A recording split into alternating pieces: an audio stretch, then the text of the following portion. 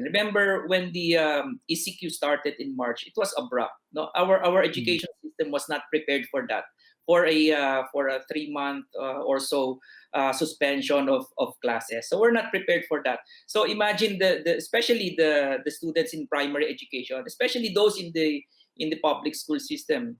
It has stopped since March, and we will start in August. Remember, just imagine the disruption in their learning, and even before the ECQ, I think it has already been acknowledged our problems on proficiency, etc.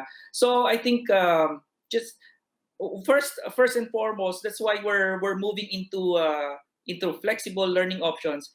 Health is really the priority.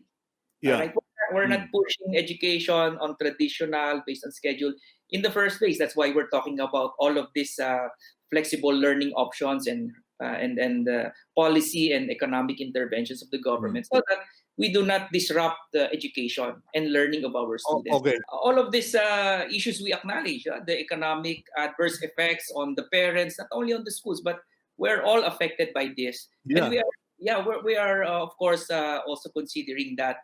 But I think one important issue is really the access to education, because the bottom line, it is the parents' prerogative whether they will send their kids to school. But the Mm. government should provide access to education and leave the decision making to the parents. But we cannot completely remove that option for them. There's no face to face. I can say at this point, alam mo, ang decision making natin ngayon, policy environment changes increment of 1 week eh. Pero I can Oh, say at least, di ba, paiba-iba ho. Pero kami, on the part of the private schools, we're preparing for remote learning.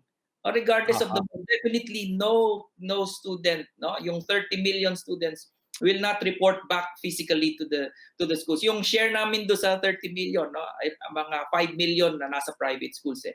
For us, Ah, definitely out of the question po 'yon.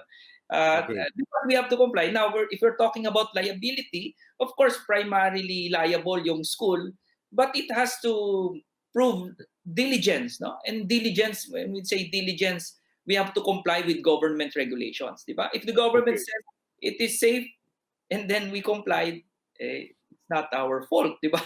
Mhm. Kaya, Okay. we're really preparing for a remote delivery, definitely not face to face.